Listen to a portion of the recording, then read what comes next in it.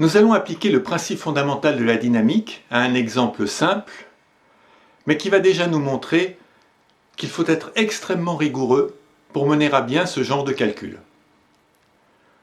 Cela nécessite également d'être à l'aise avec le calcul vectoriel, le changement de repère et d'être habitué à travailler avec des valeurs algébriques.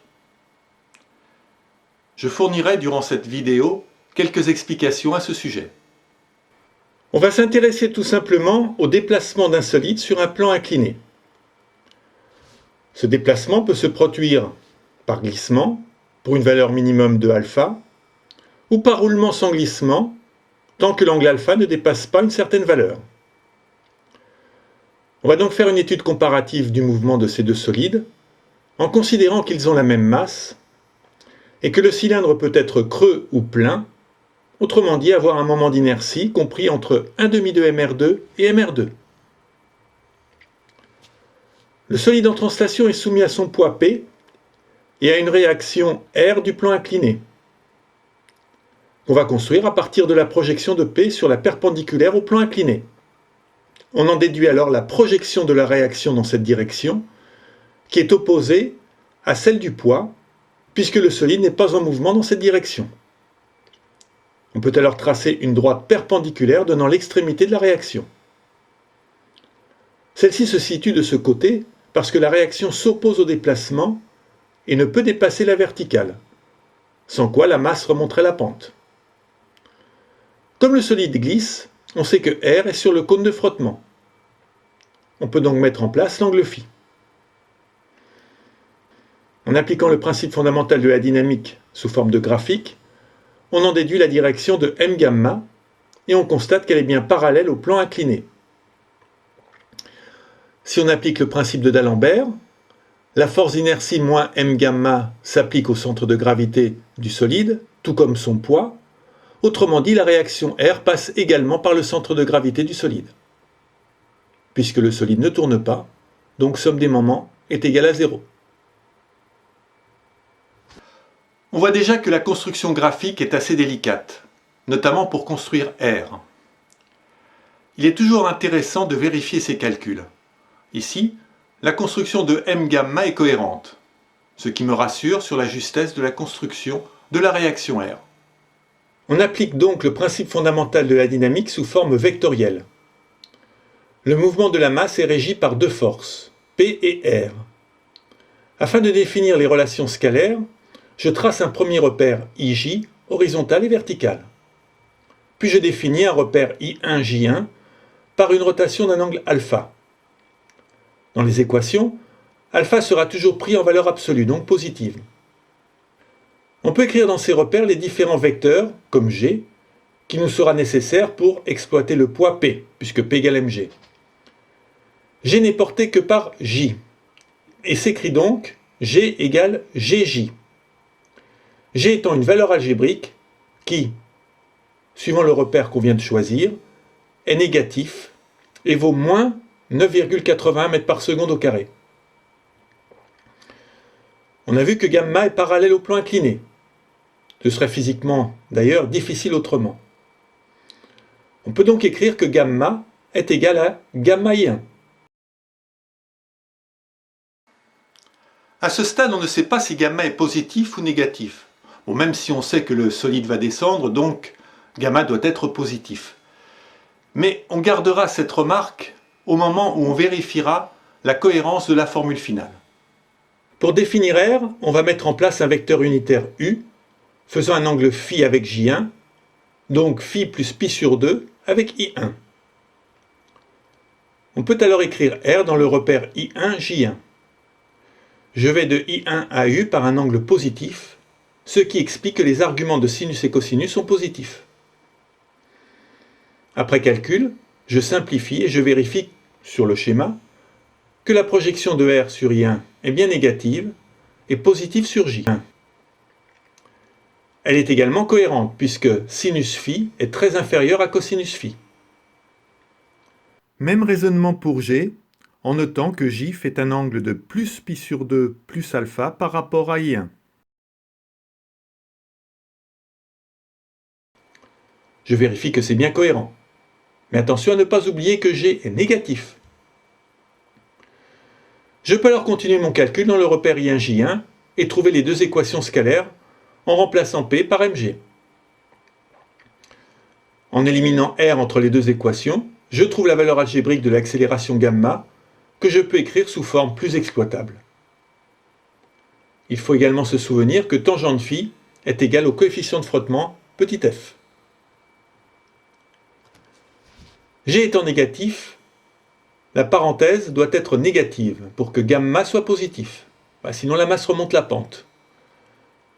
Donc on en déduit la condition de glissement qu'on avait déjà vue dans la vidéo traitant de la statique avec frottement.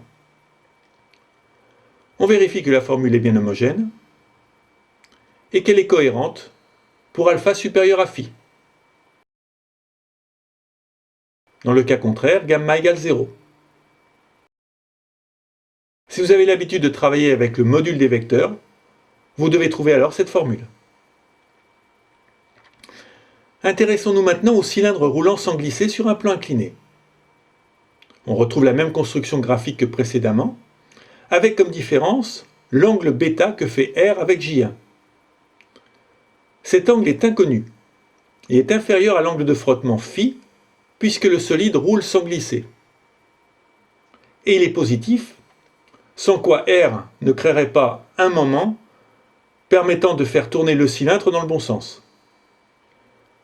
On retrouve alors la formule du solide glissant sur un plan incliné en remplaçant φ par β. Il nous faut trouver une seconde équation. Comme le solide tourne, on va appliquer le principe fondamental de la dynamique en rotation. On note petit r le rayon du cylindre, O son centre et A le contact cylindre-plan incliné. On applique le principe fondamental de la dynamique en faisant somme des moments en O égale J θ seconde. Seul R crée un moment en O qu'on calcule à l'aide d'un produit vectoriel, dont le résultat donne un vecteur porté par K qui est perpendiculaire à I1J1. On passe d'une équation à deux inconnus à deux équations à quatre inconnus. Il nous faut exploiter l'équation de projection suivant J1 qui nous permettra de résoudre le système. On en déduit ainsi R. L'accélération angulaire est portée également par K, ce qui nous permet d'en déduire une équation algébrique et d'éliminer R grâce à la troisième équation. Il faut déterminer une relation cinématique entre θ seconde et gamma. R est positif parce que c'est une dimension. Quand le cylindre tourne, il tourne dans le sens négatif du repère I1J1, alors que gamma va dans le sens de I1, donc positif. Je n'anticipe pas que le cylindre descend. En effet, s'il remontait la pente, θ seconde serait positif et gamma négatif. Ceci justifie la présence du signe moins dans cette équation. On arrive donc à deux équations à deux inconnus et on obtient l'accélération gamma en fonction de G après quelques manipulations de formules.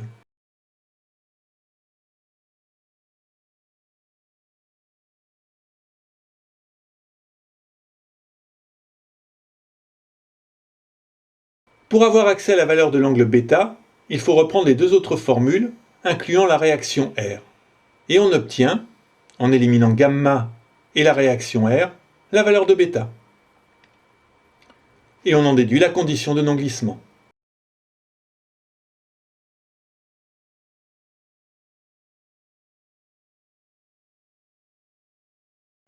On vérifie aisément que les deux formules sont homogènes. Elles sont également cohérentes pour les raisons suivantes. Gamma est positif puisque G est négatif. Cette quantité est comprise entre 0 et 1, ce qui est logique puisque gamma ne peut pas être supérieur à G sinus alpha, qui est l'accélération obtenue sans frottement. De même, β est inférieur à alpha, ce qui est logique, sinon le cylindre remonterait la pente, et il est toujours positif, ce qui est également logique, sinon la réaction R ferait tourner le cylindre dans l'autre sens. β augmente avec J, ce qui est logique également puisque l'intensité de R ne dépend que du poids P. Si J augmente, il faut un moment plus important pour communiquer une accélération angulaire. Si β augmente, le bras de levier de R par rapport à O augmente également. Revenons maintenant à la comparaison entre roulement et glissement. On rappelle les conditions pour chaque cas et on constate qu'on peut écrire ces équations parce qu'on sait que J varie entre 1/2 de mR2 et mR2. On peut donc définir une plage pour alpha où le cylindre roule sans glisser et la masse glisse, les deux solides ayant la même masse et le même matériau. Ce ne serait pas le cas pour cette configuration.